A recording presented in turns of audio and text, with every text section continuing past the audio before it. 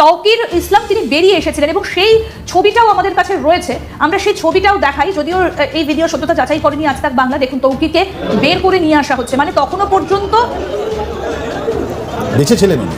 হ্যাঁ, উনি বেঁচে ছিলেন। শুনুন, তাই নজিরবিহীন কিছু ঘটনা আমি আপনাদেরকে দেখাতে চাই। এই ফাইটার জেট এটাকে ডিস্টার্ব করার জন্য এই ফাইটার জেটের সিস্টেম জ্যাম করেছিল ভারত, এটা আমরা শুনছি। নাও এই তথ্যটা কতটুকু 100% justified, verified, we don't even know that, but that what came out right now. এবং it does make sense. India can do anything, Bharat can do anything against Bangladesh. There is a possibility, 100% possibility আছে। কেননা আমি গতকালকেও আমার লাইভে বলেছিলাম এই ধরনের প্রশিক্ষণের সময় আমরা বিভিন্ন সময়ে দেখেছি। যেমন একটা স্ট্যাটিস্টিক্সে দেখলাম বিগত 35 বছরে 31টা দুর্ঘটনার খতিয়ান আছে বাংলাদেশ এয়ারফোর্সে, হেলিকপ্টার, ফাইটার জেট এবং অন্যান্য প্রশিক্ষণ এয়ারক্রাফট বিভিন্ন জায়গায়, চট্টগ্রামে, যশোরে, টাঙ্গাইলে, ঢাকায় এই ধরনের অনেক আমরা প্রশিক্ষণের সময় দুর্ঘটনা দেখেছি। এবং এই ধরনের প্রশিক্ষণের সময় দুর্ঘটনা দুনিয়ার বিভিন্ন জায়গায় হয়ে থাকে। কিন্তু জনগণের মনে একটি কমন প্রশ্ন যে ঢাকার মতো এরকম জনবহুল এলাকায় কেন প্রশিক্ষণ বিমান উড়ানো হচ্ছিল। মাইন স্কুল যে স্কুল অ্যান্ড কলেজে যে দুর্ঘটনা হলো, অনেক শিক্ষার্থীরা মারা গেছে। তো সবচেয়ে একটি আলোড়ন সৃষ্টি করে গেছেন একজন শিক্ষিকা, আপনার মেহেরিন চৌধুরী। উনি আমাদের শহীদ প্রেসিডেন্ট জিয়াউর রহমান সাহেবের দুঃসম্পর্কের ভাতিজি লাগেন। উনি উনার নিজের জীবন দিয়ে 20 জন শিক্ষিকার জীবন উনি বাঁচিয়ে গেছেন। আর যে পাইলটের কথা বলছেন তা পাইলট তৌকির আহমেদ, উনি নিজেও বাঁচার জন্য কিন্তু ফাইটার বিমান থেকে কিন্তু আপনার বেরিয়ে যাওয়া যায় প্যারাশুটের মাধ্যমে। উনি যতটুকু যথাযথ চেষ্টা করেছেন, উনি খালি জায়গায় ল্যান্ডিং করার জন্য, কোন মানুষের উপর না, কিন্তু অনাকাঙ্ক্ষিতভাবে উনি কন্ট্রোল হারিয়ে ফেলে। আসসালামু আলাইকুম রহমতুল্লাহ, সবাই কেমন আছেন? আশা করি সবাই অনেক অনেক ভালো এবং সুস্থ আছেন। সবাইকে স্বাগতম জানাচ্ছি আমাদের আরেক নতুন ভিডিওতে। প্রতিদিনের মতো আমি আপনাদের সিরিয়াত ফারুকি। দর্শক, আবারও চলে আসলাম নতুন একটা ভিডিও নিয়ে। দর্শক, আজকের ভিডিও টাইটেল এবং চ্যানেল থেকে ইতিমধ্যে বুঝতে পেরেছেন আজকে কি বিষয়টা নিয়ে কথা বলবো। খুবই গুরুত্বপূর্ণ একটা বিষয় নিয়ে কথা বলার জন্য আবারও চলে আসলাম। আপনারা সবাই তোমাদের ভিডিওর শুরুতে বেশ কিছু অংশ বিষয় থেকে বুঝতে পেরেছেন আজকের ভিডিওটা কতটা গুরুত্বপূর্ণ হতে চলেছে। দেশে যে বর্তমানে চলমান রাজনীতি, যে প্রসঙ্গবাদ চলমান যে রাজনীতি আলোচনা, সমালোচনা, তর্ক বিতর্ক বা রাজনৈতিক যে অস্থিরতা চলতেছে, তারই ধারাবাহিকতা আজকের ভিডিওর অংশ বিশেষ। দর্শকের বিষয়টা আর বেশি বিস্তারিত বলবো না, কারণ বিস্তারিত বলতে গেলে ভিডিওটা অনেক লম্বা হয়ে যাবে। তা আমরা সংক্ষেপে করে আপনাকে সরাসরি মূল আলোচনা নিয়ে যাচ্ছি। তার আগে আপনাকে ছোট্ট একটি অনুরোধ জানিয়ে রাখতে চাই, যারা আমাদের চ্যানেলটিতে এখনো নতুন আছেন প্লিজ দয়া করে আমাদের চ্যানেল সাবস্ক্রাইব করে পরবর্তী আপডেট সবার আগে পেতে অবশ্যই আমাদের চ্যানেল সাবস্ক্রাইব করে পাশে থাকা বেল বাটনটি অন করে রাখতে ভুলবেন না। দর্শক, আর বেশি কথা না বলে আমরা ধারাবাহিকভাবে একটা ভিডিওর বাকি অংশগুলো একটু দেখে আসি। প্রত্যক্ষদর্শী মানে তিনি একদিকে, যখন আমরা একজন প্রত্যক্ষদর্শীর কথা এবার শোনাবো, কিন্তু তার আগে স্যার যে জায়গাটা আলোচনা করছি, মানে ইনি কি তাহলে ওয়াকারুজ্জামানকে একেবারে বাঁচিয়ে দিলেন? কারণ ওয়াকারুজ্জামানের দিকে তো অনেক দিন ধরে নজর রয়েছে, অনেক রাগ রয়েছে তার ওপর অনেকেরই দেশের ভেতরে। এটা কি কোথাও একটা সেই প্ল্যানের কোনো একটা পোর্শন বলে আপনি মনে করছেন? আপনি কত সুন্দরভাবে এটা কনক্লুশন ড্র করেছেন, এটাই অ্যাসেসমেন্ট, এটাই কারেক্ট। ইনি কি হলো, ইনি যখন ফ্লাইটটা কন্ট্রোল করতে পারছেন না, তখন উনি ফ্লাইটটাকে নিজে নিয়ে আসলেন। আর একসব জায়গায় একটা প্লেনটা গিয়ে একটা গাছে গিয়ে হলো টক্কর হলো, তারপরে ওখানে আগুন লেগে গেছে, ইনি ইজেক্ট হলেন। এটাও কোশ্চেন কালকে প্রত্যক্ষদর্শীর বাইরে বক্তব্য পেয়েছি, আমরা শোনাই কি বলছেন তিনি, শুনুন। যখন নাকি বিমানটা ওই দিকে আগুন লেগে পরে এদিকে আসতেছে, তখন প্যারাশুটের মাধ্যমে স্কোয়াড লিডার যখন উড়ে গেছে, তখন আমরা মানে নামাজে দাঁড়ামু, এই অবস্থায় দেখতেছি আগুন লাগছে বিমানটা। তখন আইসা প্যারাশুট এই গাছের মধ্যে আটকে গেছিল। পরে স্কোয়াড লিডার যে একটা রুমের মধ্যে পড়ছিল, এটা কেউ জানতো না। অর্থাৎ এই প্রত্যক্ষদর্শীর বক্তব্য থেকে আমরা বুঝতে পারলাম যে তৌকির ইসলাম তিনি বেরিয়ে এসেছিলেন এবং সেই ছবিটাও আমাদের কাছে রয়েছে। আমরা সেই ছবিটাও দেখাই, যদিও এই ভিডিও সত্যতা যাচাই করেনি আজ তাক বাংলা। দেখুন তৌকিরকে বের করে নিয়ে আসা হচ্ছে, মানে তখনও পর্যন্ত বেঁচে ছিলেন উনি। হ্যাঁ, উনি বেঁচে ছিলেন। শুনুন, তাই তৌকির যিনি আছেন, যিনি আমাদের ফ্লাইট লেফটেন্যান্ট, একটা brave son of Bangladesh, A brave pilot, one of the best pilot, we are proud of him. আমরা আমাদের গর্ব উনি, রাইট। উনি যখন এটিসি ওনাকে বললো ইজেক্ট হয়ে, এটাও অনেকগুলো ওখানে কথা বলে উনি ইজেক্ট করেননি, গিয়ে প্লেনের সঙ্গে ছিলেন, উনি ইজেক্ট করেছিলেন। আপনি তো একটা উইটনেস, আই উইটনেসকে দেখাচ্ছেন কি ওনার ফ্লাইট থেকে যখন নেমেছেন, তাহলে একটা সিঙ্গেল সিট বেজে, তার মানে এটা ইন্টারসেপ্টর ছিল না, এটা কী ছিল কেউ এখনও বুঝতে পারছে না। যদি তাহলে দুজন লোককে ইজেক্ট করা উচিত ছিল, তাহলে একলা ছিলেন কেন? নাম্বার, এই প্লেনটাকে কেউ কন্ট্রোল করছিল নিচে থেকে, নিচু থেকে কেউ কন্ট্রোল করছিল, আর এনাকে কোনো একটা নির্দিষ্ট একটা টার্গেট, এটা প্রি ডিটারমাইন্ড আগে থেকে ডিসাইড করা হলো কি ওখানে নিয়ে যাব আমরা, আর ওটা মোস্ট প্রবাবলি যেখানে আপনার জেনারেল ওয়াকুরুজ্জামান আছেন। এই যে ঢাকা ক্যান্টনমেন্টে যেটা আছে, যেখানে জেনারেল ওয়াকুরুজ্জামান হতে পারেন, ওখানে গতকাল উনি ছিলেন। আপনি তো দেখবেন অনেকগুলো ভিডিওতে আপনি দেখবেন উনিও যাচ্ছেন ক্রাশ সাইটে। হয়তো এই প্লেনটাকে কেউ ডাইরেক্ট করে ওনার উপরে যদি কালকে দিয়ে দিত, তাহলে বাংলাদেশে কালকে নেভাল চিফ ছিলেন না, এয়ার চিফ ছিলেন না, আর ওয়াকুরুজ্জামানও যাওয়ার পর তাহলে এই যে ডিপ স্টেট আছে, যারা বারবার প্ল্যানিং করছে, যারা এত ডিপলি ওরা ইনভলভ আছে, তার মানে কি হলো, কালকে তো পুরো বাংলাদেশের শেষ। তার মানে কালকে আপনার জেনারেল ওয়াকুরুজ্জামানও নেই, এয়ারফোর্স চিফও নেই, নেভি চিফও নেই। বারবার আপনাদেরকে এই জায়গাটা বলছি, এটা প্রথমবার আপনার চ্যানেলে কেউ আপনি যেটা বলছেন এটা আপনি করেছেন, এক্সপোজ করেছেন কি কালকে বাংলাদেশের সামরিক বাহিনীতে কিছু গড়বড় ছিল। আর এই গড়বড়টা কি ছিল আপনি বলে দিলেন কি এটা কি জেনারেল ওয়াকুরুজ্জামানকে মারার চেষ্টা করা হলো। Yes, this was the deep state planning, যেটা আপনার এই যে পাইলট আছেন উনি কোনো রকমে ওইটা প্লেনটাকে ওখানে ওনার বাড়িতে উপরে না নিয়ে গিয়ে অন্য জায়গায় উনি ক্লাস করেছেন, রাইট? তো this is the deep conspiracy. এই ডিপ ইজ কনস্পিরেসি যদি জেনারেল ওয়াকুরুজ্জামানকে শেষ করলে, এই যদি প্লেনটা ওনার বাড়িতে যদি পড়ে যেত, তাহলে কারা বেনিফিটেড হতো? আমি আপনার সবাই জানে যে এইটা যদি জেনারেল ওয়াকুরুজ্জামানের উপরে যদি পড়তো, ওরা বলতো কি ঢাকার ক্যান্টনমেন্টের কাছে এসে 10 থেকে 15 কিলোমিটার মধ্যে সব যতগুলো ইম্পর্টেন্ট এরিয়া আছে সব ওখানেই আছে, এটাতে একটা প্লেন ক্র্যাশ করলো, ওই প্লেন ক্র্যাশের মধ্যে জেনারেল ওয়াকুরুজ্জামান শেষ। এত গভীর ষড়যন্ত্র কালকে হয়েছে। আর এই যে ফ্লাইট লেফটেন্যান্ট আছেন তৌকির, উনি নিজে প্রাণের বলিদান দিয়ে লোককে বাঁচালেন। বাংলাদেশের একটা পরিস্থিতি, ভয়াবহ পরিস্থিতি হচ্ছিল, ওই পরিস্থিতি থেকে বের করে উনি এনে দিয়েছেন, রাইট?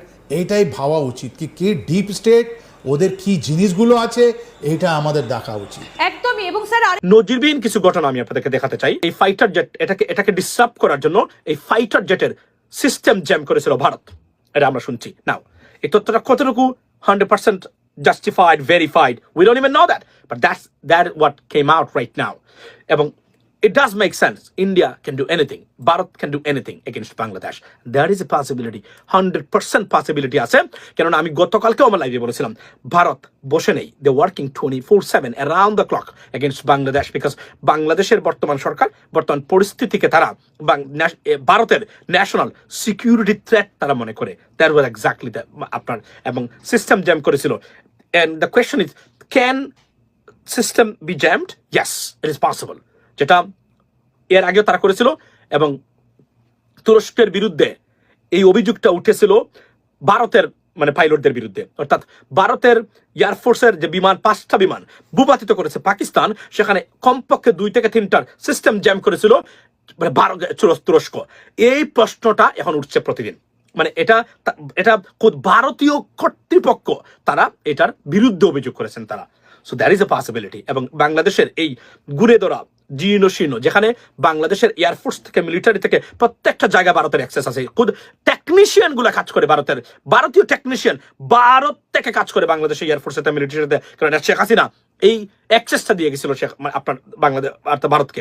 খুদ বাংলাদেশ ব্যাংকের, আপনারা জানেন, টোটাল সিস্টেমে, অর্থাৎ আইটি সেক্টরটা ভারতের হাতে দিয়ে দেওয়া হয়েছিল। বাংলাদেশের এনআইডি কার্ডের টোটাল ডেটাবেস ভারত থেকে নিয়ন্ত্রণ করতো তারা। This is possible and so sad. এই জন্য বলছি, এই ঘুরে ফিরে এই রাজনীতিবিদরাই বাংলাদেশের জন্য ক্যান্সার, বাংলাদেশের সর্বনাশের মূল। এদের বিরুদ্ধে রুখে দাঁড়াতে হবে। আমি দাঁড়িয়েছি, আমি শুরু করেছি, আমার অ্যাকশন চলবে, unstoppable action, and it's gonna go on and on, ladies and gentleman. এবং এটা হতে পারে, অর্থাৎ কোনোভাবে যেন চুক্তি যেন এটা স্বাক্ষর না হয়, এটা বাধা দেওয়া ছিল মূল উদ্দেশ্য, এবং they did it. And is it possible by India? 100%, over 1 million % possible, and they can do it like that, because all the systems of Bangladesh, even though sensitive and secretive system, within the reach of India, because Sheikh Hasina সবকিছুতে এভাবেই দিয়ে গেছে, এবং সব data, সব জায়গার access ভারতকে দিয়ে গেছে শেখ হাসিনা। সুতরাং it is possible, and I think exactly what happened. আর না হলে প্লেনটা ওঠার পরে মেকানিক্যাল ডিসফাংশন বা প্রবলেম দেখা দিতে পারে জাস্ট রাইট আফটার দ্যাট। এটা কখনো হয় না, এটা এক্সপার্টিসটা বলছেন। মেকানিক্যাল সমস্যা বিমানে দেখা দিতে পারে, এত তাড়াতাড়ি নয়।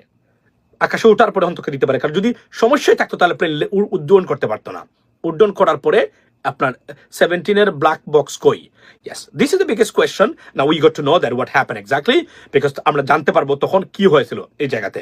এবং এই ট্র্যাজেডি আমি মনে করি there is a possibility it happened by human errors. Now why I say human errors means কেউ না কেউ কোনো কিছু করেছে, এটা পাইলটের ভুল হতে পারে, মেকানিক্যাল কি হতে পারে। একটা জিনিস বলে রাখি, আমি আমার লাইভে গতকালকে বলেছি, এই যে আপনার এই যে F7 এই এয়ারক্রাফট, আপনার military aircraft, fighter jet, being used by many African countries. Still now they have, even in their combat line, they're using it right now. আফ্রিকার অনেক দেশ এই একই মানে আপনার মডেলের এয়ারক্রাফট ইউজ করে তাদের কমব্যাট মানে সিস্টেমে, ইভেন দো অর্থাৎ তারা অ্যাটাক করার জন্য এটা করে মিলিটারিতে আছে, তাদের এয়ারফোর্সে। আমরা ট্রেনিং এর জন্য এটা রেখেছি এখানে। এই প্রশ্নটা এখন দেখা দিয়েছে। আমি এই বিষয়ে আমার কিছু সাজেশনস ডক্টর ইউনূস গভর্নমেন্টের অধীনে আমার কাছে আছে। সেটা হচ্ছে যে আমি জানতাম যে তুরস্কের সাথে এই চুক্তিটা ভারত কখনোই মেনে নেবে না, এবং তুরস্কের বিরুদ্ধে সরাসরি প্রধানমন্ত্রী নরেন্দ্র মোদী থেকে শুরু করে ভারতীয় কর্তৃপক্ষ তারা বিষাদগার করেছেন পাকিস্তানের সাথে ভারতের যুদ্ধে, এবং বর্তমানে পাকিস্তানের বিষয়ে খুবই ক্ষুব্ধ এই বিষয়ে আরো অনেক দেশ আছে এর ভিতরে। তবে এখন আমার প্রশ্নটা, আমার এই লাইভে আমি এটা বলতে চাই সরকারকে যে এটার আমরা সুস্পষ্ট তদন্ত চাই, কিভাবে হয়েছিল, ব্ল্যাক বক্স উদ্ধার করা হোক, এটা পাবলিশ করা হোক রিপোর্টটা, কেন এমন দুর্ঘটনা ঘটলো এভাবে ওঠার পরেই, অর্থাৎ স্ট্রেট লাইনে প্লেনটা কোনোভাবেই কোনো ধরনের টার্ন করার আগেই প্লেনটা অর্থাৎ এর মানে বোঝা যাচ্ছে এখানে যে এই প্লেনটা ফাইটার জেট এভাবে স্ট্রেট লাইনে, এক্সপার্টিসরা বলছেন যে এটা সাধারণত টার্ন করার কথা ওঠার পরেই, কিন্তু টার্ন কেন করলো না? এর মানে হলো হয়তোবা pilot was unable to manoeuvre anyway, something like that. So এটা হতে পারে, ভাই পুরাতন বিমান ব্ল্যাক বক্স নাই, that is it another issue. এটা হতে পারে, এটা 1966-এর অর্থাৎ 67 সালের বিমান, এটা হতে পারে, ইটস পসিবল। আপনাকে এখানে দেখেন, আমরা শুনলাম যে প্রতি বছর বাংলাদেশ থেকে $15 বিলিয়ন পাচার করেছে, এই সরকার এটা রিপোর্ট দিয়েছে। রাজনীতিবিদরা কি করেছেন দেখেন, আজকে আওয়ামী লীগ সমালোচনা করে, কোন মুখে সমালোচনা করে তারা আমি জানি না। আওয়ামী লীগ সমালোচনা করার কি অধিকার আছে? $15 বিলিয়ন প্রতি বছর তারা পাচার করেছে। একটা বছরের 6 মাসের টাকা যদি পাচার না করে বাংলাদেশের মিলিটারি আধুনিকায়নে ব্যবহার করতো $7.5 বিলিয়ন, তাহলে বাংলাদেশের মিলিটারি হতো এশিয়ার মধ্যে অন্যতম আধুনিক মিলিটারি। এটা না করে তারা এভাবে রেখেছিল মিলিটারিকে, কারণ শেখ হাসিনা বা আওয়ামী লীগ ক্ষমতা থাকতে মিলিটারি কখনো আধুনিকায়ন হবে না। সেই আধুনিকায়ন যে আধুনিকায়ন সত্যিকার অর্থেই কমব্যাট রেডি, কোন ধরনের আপনার ফোর্স হবে না বাংলাদেশ। কেন না, ভারত কখনোই এটা হতে দেয় নাই। এই 17 বছরে বাংলাদেশের সর্বনাশ করে ফেলছে আওয়ামী লীগ, সর্বনাশ করে ফেলছে ভারত। মাইন স্কুল যে স্কুল অ্যান্ড কলেজে যে দুর্ঘটনা হলো, অনেক শিক্ষার্থীরা মারা গেছে। তো সবচেয়ে একটি আলোড়ন সৃষ্টি করে গেছেন একজন শিক্ষিকা, আপনার মেহেরিন চৌধুরী। উনি আমাদের শহীদ প্রেসিডেন্ট জিয়াউর রহমান সাহেবের দুঃসম্পর্কের ভাতিজি লাগেন। উনি উনার নিজের জীবন দিয়ে 20 জন শিক্ষিকার জীবন উনি বাঁচিয়ে গেছেন। আর যে পাইলটের কথা বলছেন, পাইলট তৌকির আহমেদ, উনি নিজেও বাঁচার জন্য কিন্তু ফাইটার বিমান থেকে কিন্তু আপনার বেরিয়ে যাওয়া যায় প্যারাশুটের মাধ্যমে। উনি যথাযথ চেষ্টা করেছেন উনি খালি জায়গায় ল্যান্ডিং করার জন্য, কোন মানুষের উপর না, কিন্তু অনাকাঙ্ক্ষিতভাবে উনি কন্ট্রোল হারিয়ে ফেলে স্কুলের মাঠেই উনি নামাতে চেয়েছিলেন। কিন্তু দেখেন, ওনার নিজের জীবনটা কিন্তু আগে, আমরা যখন আর্মিতে ট্রেনিং করেছি, আগে নিজে বাঁচবো, পরে অন্যকে বাঁচার সুযোগ করে দেবো, নিজে মরে অন্যকে বাঁচাবো না। কিন্তু উনি নিজেও মরে গেল, অন্যকেও মারলো, কিন্তু উনি নিজে বাঁচতে পারতো, কিন্তু না, ওনার নিজের জীবন দিয়ে বুঝাতে চেয়েছে যে অন্যের জীবন ধ্বংস হোক, সেটা উনি কখনোই চাই না। ওনাকে বাঁচাতে যে উনি নিজেও ধ্বংস হয়েছে, উনি মারা গেছে। কিন্তু তারই পাশাপাশি আমরা যেখানে বাংলাদেশের শোক দিবস পালন করব, সেখানে বাংলাদেশের সচিবালয় গ্রাউ করছে আমাদের ছাত্ররা। কেন ছাত্ররা এখন এত উচ্ছৃঙ্খল কেন হচ্ছে? সচিবালয় হচ্ছে বাংলাদেশের একটা প্রাণ কেন্দ্র। সচিবালয় যদি কেউ ধ্বংস করতে চায়, তাহলে বাংলাদেশ আর উঠে দাঁড়াতে পারবে না। বাংলাদেশ হচ্ছে, সচিবালয় হচ্ছে বাংলাদেশের একটা মেরুদণ্ড। তো সেখানে আবার ওই যে মাইনস্টোন কলেজে আমাদের 2 জন উপদেষ্টাকে আটকে রাখা হয়েছে, পুলিশ আর্মির স্কট থাকার পরও তাদেরকে পিছনে গেট দিয়ে তাদেরকে নিরাপত্তার সাথে বের করে দেওয়া হয়েছে। এগুলো সরকারের কি দোষ? একটা বিমান অ্যাক্সিডেন্ট হয়েছে, কেউ কি বলে দিচ্ছে? বাংলাদেশে কি এর আগেও তো একটা ঘটনা হয়েছে, ভারতেও একটা ঘটনা হয়েছে, মেডিকেল ক্যাম্পের মধ্যে মেডিকেল ছাত্রাবাসে কতগুলো মারা গেছে, যাত্রী সহ মারা গেছে, সমস্ত যাত্রী মারা গেছে। এগুলো অনাকাঙ্ক্ষিত ঘটনা, কেউ কারোর জন্য এগুলো জড়িত থাকে না। আমি শুধু একটি কথা, সচিবালয়ে যারা আক্রমণ করতে গিয়েছে এবং পুলিশ আর্মির পাল্টা আক্রমণে তারা এখান থেকে পালিয়ে গেছে ছাত্ররা, আমি ছাত্রদের উদ্দেশ্য করে বলতে চাই, যারা সত্যিকার অর্থে ছাত্র, যারা ব্রিলিয়ান্ট ছাত্র, যারা বাবা মার কষ্টের পয়সা যাতে তারা কলেজে পড়াশোনা করো, আমি তাদের উদ্দেশ্য বলছি। আর যারা কলেজে আসছো বাউপ্রামি করার জন্য, লুঙ্গামি করার জন্য, নেতা হওয়ার জন্য, গাঁজা ইয়াবা খাওয়ার জন্য, দুর্নীতি করার জন্য, তাদের কাছে আমার এই ভিডিওটা ভালো লাগবে না। কারণ কি, আজকে এই সরকারের কাছে আমি বিচার দিচ্ছি এই ছাত্রদের ব্যাপারে। এই এখন যারা সচিবালয়ে গ্রাউ করতে গেছে তাদের কি কোনো বিচার হবে কিনা, তাদের কি শিক্ষা সার্টিফিকেট বাতিল হবে কিনা, তাদেরকে আজীবনের জন্য কোনো শিক্ষা প্রতিষ্ঠান থেকে বহিষ্কার বা তাদের লেখাপড়া ফুললি বাতিল হবে কিনা, সেই বিষয়টা আমি জানতে চাচ্ছি। একটি কারণে, আপনারা জানেন এই তত্ত্বাবধায়ক সরকার, এই ইউনূস স্যার সরকার আসার পর এই 5ই আগস্টের পরে সেপ্টেম্বরের 25 তারিখ 2024 সেপ্টেম্বরের 25 তারিখ সাধারণ আনসাররা তারা এক দফা একটা দাবি নিয়ে সচিবালয়ে তারা গিয়েছিলেন বৈঠক, এবং সেখানে আনসারের মহাপরিচালক মুতালেব হোসেন সাবত ছিলেন। উনাদের ওইখানে এক দফা তাদের একটা প্রকাশ করতে গেছিল, তাদের এই আন্দোলন, এই বাহিনীটা বাংলাদেশের সবচেয়ে সিনিয়র, মানে পুলিশ বাহিনীর আগেও সাধারণ আনসার বাহিনী কিন্তু প্রতিষ্ঠিত হয়েছে। তারা একটা সরকার, তাদেরকে এককালীন একটা পেনশন দেওয়া হয়, তাদেরকে পরিবারকে রেশন দেওয়া হয়, তাদের একটা বিভিন্ন কিছু দাবি দাবা আছে যেটা তত্ত্বাবধায়ক সরকার দিতে পারে। তারা বহু সরকার দেখেছে বাংলাদেশে, তারা কোনো সাধারণ আনসারদের পক্ষে তারা কাজ করে নাই। সে আশা নিয়ে ডক্টর ইউনূস কিছু করবেন বিধায় কিন্তু তারা সচিবালয়ে গিয়েছেন। কি করলো তারা, ছাত্ররা আমাদের চ্যানেলের সাবস্ক্রাইব করতে ভুলবেন না। ধন্যবাদ সবাইকে। দেখাবো না কোনো ভিডিও, তো অবশ্যই আমাদের চ্যানেলের সাথে থাকুন, সঙ্গে থাকুন, দেখতে দেখতে ভালো লাগে, ভালোবাসা পেয়ে যাবেন ইনশাআল্লাহ। আল্লাহ হাফেজ।